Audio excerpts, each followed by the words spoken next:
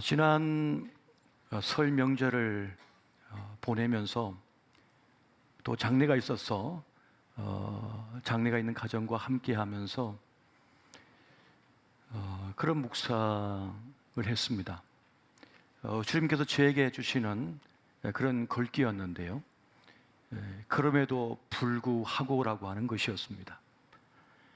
그럼에도 불구하고 기도하라.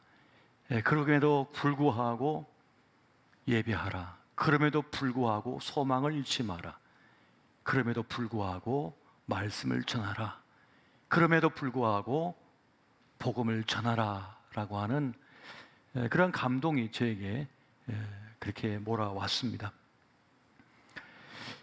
그럼에도 불구하고라고 하는 이 글귀를 생각하면서 이 말이 참 예산 말이 아니다라는 생각이 들었습니다.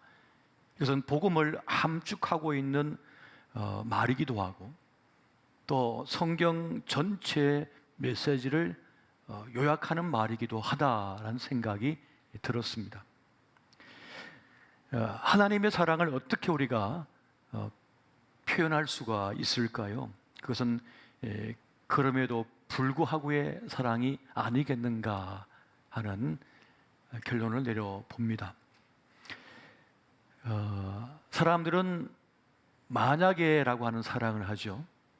만약에 일을 잘하면, 만약에 공부를 잘하면, 만약에 어떤 일을 이루면 그러면 사랑한다라고 하는 사랑이 있습니다.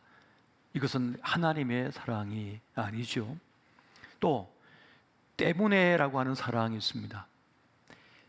재능이 있기 때문에, 예쁘기 때문에, 이름이 널리 알려졌기 때문에 그렇게 사랑한다라고 하는 사랑도 하나님의 사랑이 결코 아닙니다. 하나님의 사랑은 그럼에도 불구하고의 사랑입니다.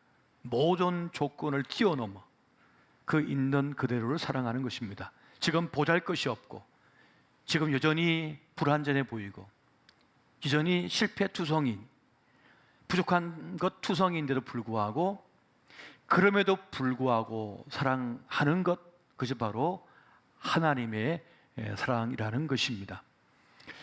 또 성경은 우리에게 그럼에도 불구하고의 믿음, 그럼에도 불구하고의 신앙을 가르치고 있습니다. 데살로니가전서 5장 16절에서 18절 말씀 보면 이런 말씀이 있습니다. 항상 기뻐하라. 쉬지 말고 기도하라. 범사에 감사해라. 이런 그리스도 예수 안에서 너희를 향하신 하나님의 뜻이니라. 여러분, 여기에서 항상이란 말, 쉬지 말고라고 하는 말, 범사라고 하는 말 대신에 그럼에도 불구하고를 한번 넣어 보십시오. 그럼에도 불구하고 기뻐하라. 그럼에도 불구하고 기도하라. 그럼에도 불구하고 감사하라.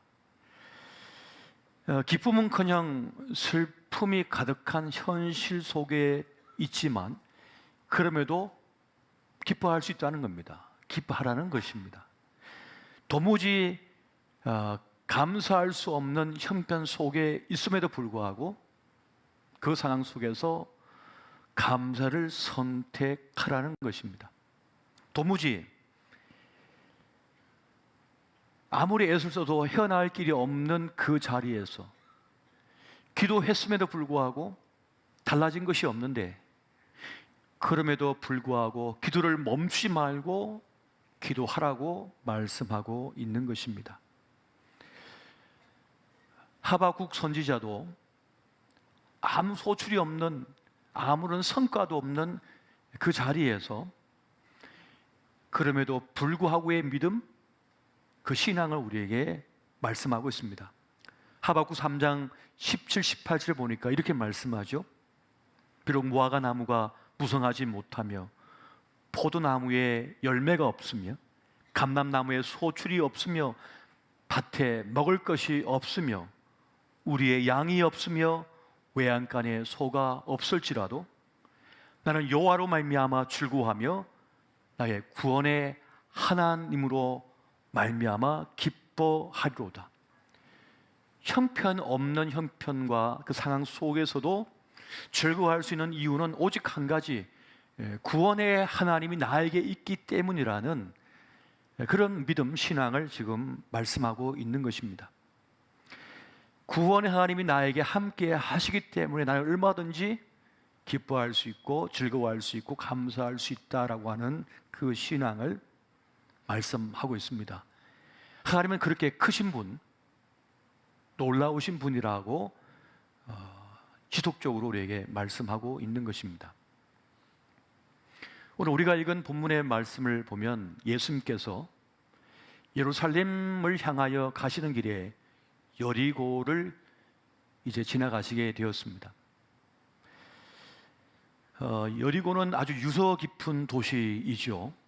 종려나무가 우거진 숲으로 이루어진 오아시스입니다. 그래서 그곳에 도시가 생겨났고 수많은 사람들이 몰려들어서 살아갔습니다. 그러다 보니까 참 그 인생의 사연들이 많이 곳에 깃들어 있었어요. 오아시스다 보니까, 도시가 이루어지다 보니까, 비옥한 땅이 되다 보니까 외세 침략이 있습니다. 늘 그것을 빼앗기 위한 싸움이 있는 거예요. 또 그것에 몰려든 사람은 그 경쟁 속에서 살아남으려고 발버둥을 치게 됩니다. 그러다 보니까 참 많은 인생의 굴곡, 인생사의 많은 아픔, 슬픔이 깃든 곳, 사연 많은 그곳이 바로 여리고라고 하는 도시였습니다. 그곳에 사연 많은 한 인생, 삭개오가 있었습니다. 그런 세리장이었습니다. 삭개오라고 하는 이름은 자카이라고 하는 말과 관련이 있는데요. 그 뜻은 순진하다, 정결하다라고 하는 그런 뜻을 가진 단어입니다. 어떤 부모이든지 아이를 낳을 때, 또 아이를 낳고 나서 그 아이를 향한 기대와 바람을 담아서 기도하는 마음으로 이름을 짓습니다. 이러한 아이로 자라기를 소망하는 것이죠. 이 삭개오의 부모도 이 아들이 하나님과 사람 앞에 참 순결하고 정결한 인생이 되기를 소망했습니다. 그래서 그 마음을 담아서 기대와 바람을 담아 이 삭개오라고 하는 이름을 지어줬습니다. 하지만 현실은 그렇지 못했습니다. 그런 그에게 어느 날 나사렛 예수의 소문이 들려왔습니다. 그리고 그분이 여리고에 들어오신다는 그 소식을 그가 듣게 됩니다. 기적과 이적을 행하시고 하늘 권세를 가지시고 말씀을 전하시는 분, 연약하고 가련한 인생들을 불쌍히 여기시며 그를 돌보시고 고쳐주시는 분, 그리고 자기와 같은 세리와 죄인들을 멸시하지 않고 경멸하지 않고 따뜻하게 맞아주시며 함께 밥상을 나누시는 분, 이 소문을 이 삭개오가 들었습니다. 저만치서 오시는 예수님을 바라보며 삭개오는 자기도 모른 채, 깨닫지 못한 채 돌 무화과 나무 위에 올라가 버렸습니다. 키가 작은 그는 사람들이 가려서 예수님을 볼 수 없었기에 그렇게 자기도 모르는 사이 나무 위에 오른 것입니다. 이것은 단순히 호기심 때문이 아니었습니다. 그것은 자기도 모를 이상한 목마름 때문이었습니다. 채워지지 않은 그 영혼의 헛헛함 때문에 자기도 모른 채 그렇게 나무 위에 올라서 주님을 바라보게 되었던 것입니다. 여러분, 그거 아십니까? 모든 생명체는 생명의 근원을 향하여 뻗어가게 되어 있습니다. 메마른 사막에 뿌리 내린 나무는 그 수분을 찾아서, 그 한 방울의 물을 찾아서 끝없이 뿌리를 깊이 내립니다. 그리고 저 태양을 향하여 나뭇가지는 끝없이 뻗습니다. 생명의 근원을 향하여 내딛는 것이죠. 바로 그것처럼 이 삭개오의 마음, 그 영혼엔 깊은 목마름이 있었습니다. 자기도 모른 채 그 주님을 향하여 그의 마음과 그의 시선과 그의 몸이 향하고 있었던 것입니다. 여러분, 거친 인생, 쉽지 않은 인생, 힘겨운 삶을 살아온 분들은 누구보다 깊은 영혼의 목마름이 있기 마련입니다. 돈이 있어도 목이 마릅니다. 일이 잘 되고 있어도 목이 마릅니다. 예뻐도 목이 마르고 가족이 있어도 목이 마릅니다. 지금 내 육체가 건강해도 목이 마릅니다. 그건 영혼의 헛헛함, 영혼의 허방이기 때문에 그렇습니다. 허무의 소환이 있는 거예요. 무에서 창조된 인간은 없음에 대한 두려움이 있는 것입니다. 그래서 아무리 다른 것으로 다 채워도 채워지지 않는 허기가 있는 거예요. 그래서 사람들은 뭔가를 자꾸만 집어넣어서 배를 빵빵하게 채워서 그 배고픔을 달래려고 해요. 그 허기를 채우려고 합니다. 하지만 채워지지가 않습니다. 그건 배가 고픈 것이 아니라 영혼이 목마르기 때문에 그렇습니다. 그렇게 이 영혼의 허기 속에 있던 삭개오는 자기도 모른 채 주님을 향하여 모든 것이 향하고 있었던 것입니다. 그런데 돌무화과 나무 위에 있는 삭개오를 향하여 주님께서 걸어오십니다. 찾아오시는 거예요. 그리고 말씀하십니다. 삭개오야, 내려오너라. 내가 오늘 너희 집에 유하여야 하겠다. 이 말씀이 들려오는 겁니다. 여러분, 한 번도 본 적이 없는데 예수님은 삭개오를 알고 계셨습니다. 그 이름을 알고 계셨던 거예요. 여러분, 여러분의 이름이 제대로 불린 적이 언제입니까? 이름을 제대로 호명해 주기만 해도 살만한 것이 세상입니다. 그러나 아무도 내 이름을 제대로 불러주지 않습니다. 어이, 이보쇼, 아저씨, 아줌마 할 뿐 진정으로 내 이름을 불러주는 이를 만난 적이 있습니까? 오늘 이 삭개오의 이름을 주님께서 진정으로 불러주셨습니다. 이 삭개오를 향한 주님의 음성 속에는, 그 시선 속에는 어떤 경멸도 어떤 멸시도 없었습니다. 그냥 삭개오 그 자체, 그를 향하여 지금 부르고 계셨던 것입니다. 마치 오랜 벗이 그 이름을 부르듯 그렇게 부르셨습니다. 삭개오는 저들도 내려와서 주님을 모시고 자기 집으로 이렇게 인도합니다. 모셔드립니다. 그랬더니 사람들이 말합니다. 그가 죄인의 집에 들어간다. 그가 죄인의 집에 들어간다. 삭개오라고 부르지도 않습니다. 죄인의 집에 들어간다. 근데 주님은 아랑곳 없이 누가 뭐라든 상관없다는 듯이 그 삭개오와 함께 그의 집에 들어가십니다. 여러분, 삭개오는 여리고의 중심에 살았던 사람이지만 그는 한 번도 여리고의 중심에 산 적이 없습니다. 그는 버림당한 사람이었고 배제된 사람이었고 이름이 삭제된 사람이었습니다. 여리고에서 가장 돈이 많고 권력을 가지고 있고 정점에 섰지만 아무도 그를 인정해 주지 않았습니다. 그럼에도 불구하고 주님은 삭개오를 향하여 오셨고 그 이름을 불러주셨으며 그의 집에 들어가셨습니다. 여러분, 유대 사회에서는 손님이 매우 중요합니다. 그 사람이 어떤 사람인가는 그가 어떤 사람을 손님으로 맞이하느냐에 달려 있습니다. 그 집에 드나드는 사람이 누구냐에 따라 그 사람의 신분과 그 사람의 가치가 결정되어졌어요. 그런데 삭개오는 하나님이신 예수님을 그렇게 보셨던 것입니다. 주님은 삭개오뿐만 아니라 지금 이 순간 우리의 이름을 진정으로 불러주시는 분이십니다. 아무개야 하고 불러주시는 분, 그분이 바로 우리 주님이십니다.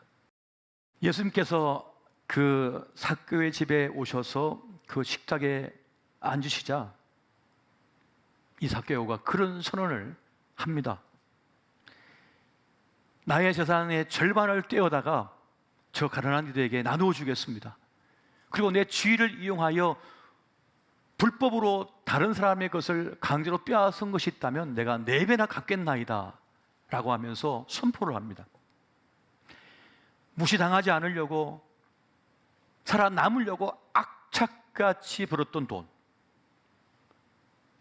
냉혹하게, 그렇게 매섭게 사람들 대하고, 그래서 빼앗아 로마에 바쳤던 사람,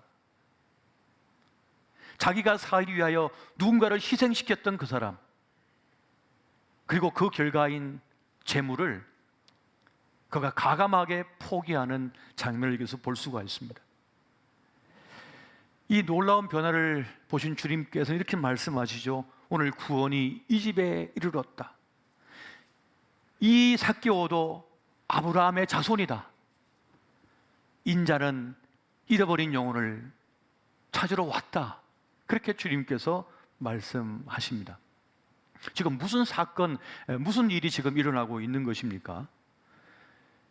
삭개오가 주님을 만나자 존재의 변화가 일어나게 된 것입니다. 그렇게 삭개오는 이제 이름값 하지 못하던 인생에서 이름값 하는 인생이 되었습니다. 이전의 삭개오는 죽고 새로운 삭개오가 탄생했습니다.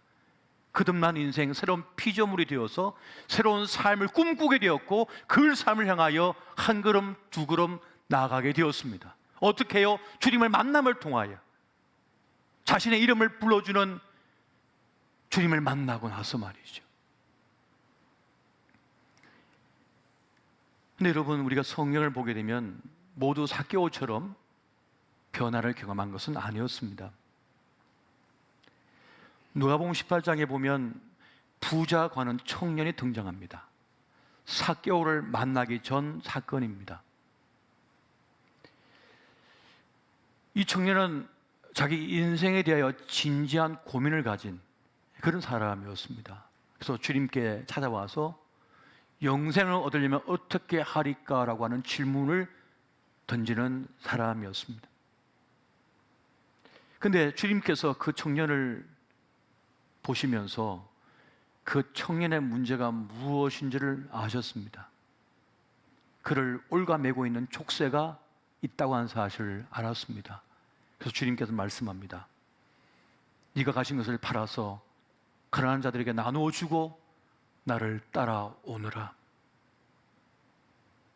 그 말을 들은 이 부자가 는 청년은 고민에 빠지더니 주님을 떠나가 버리고 말았습니다. 청년이 떠나자 주님께서 그렇게 말씀합니다. 부자가 천국에 들어가기가 낙타가 바늘기로 들어가는 만큼 어렵다.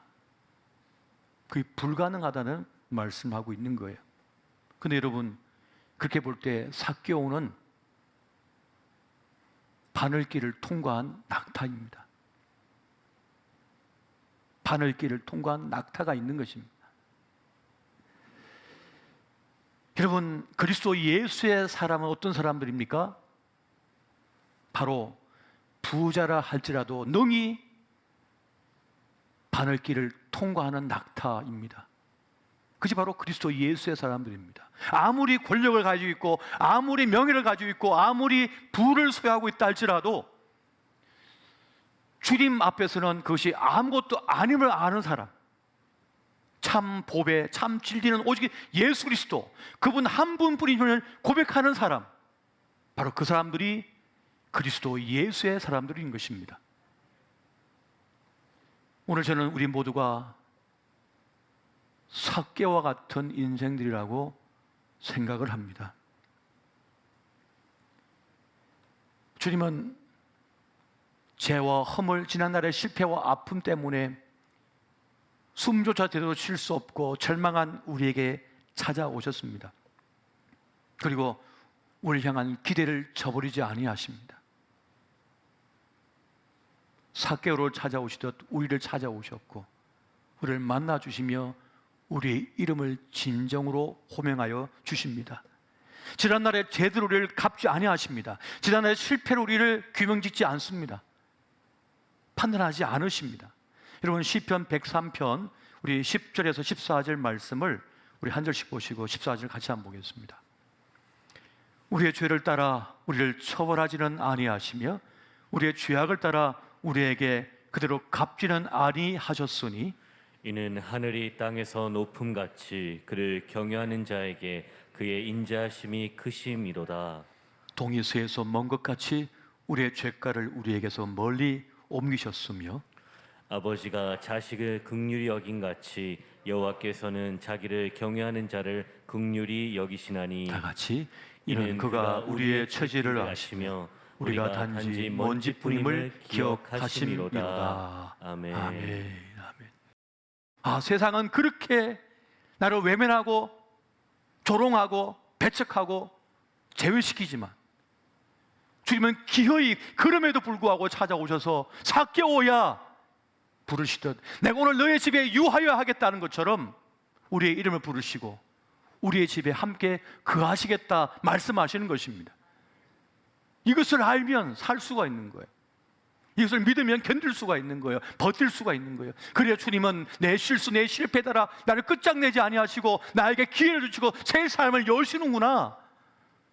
이 믿음, 이 확신을 가질 때 우리는 다시 잠을 잘 수 있고 다시 새 아침을 맞이할 수가 있는 것입니다.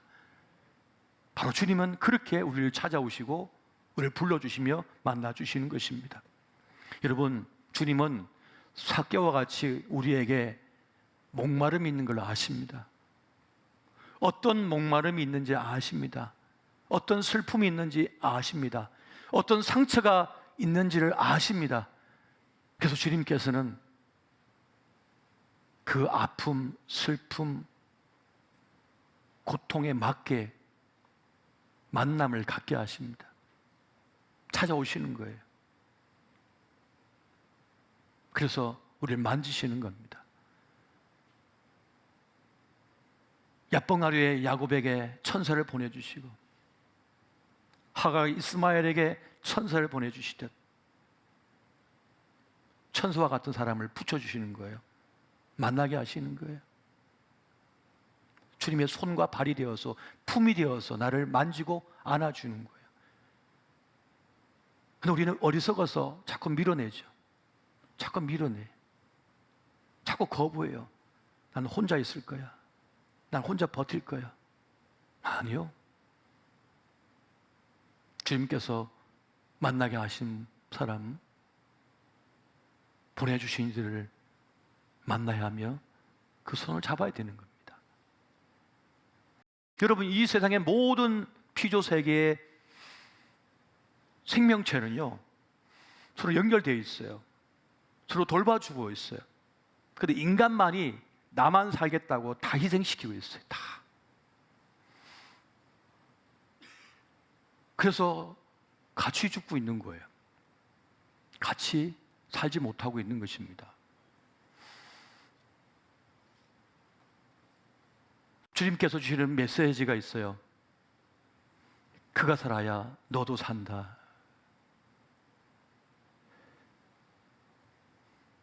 하나님께서 가인에게 물으셨잖아요. 네 동생 어디 있냐? 내가 동생을 지킨 자입니까? 성경에 기록되지 않았지만 이렇게 말씀하셨을 것 같습니다. 그래, 너는 동생을 지키는 자다. 주님께서 그 소명을 우리에게 주셨습니다. 그렇게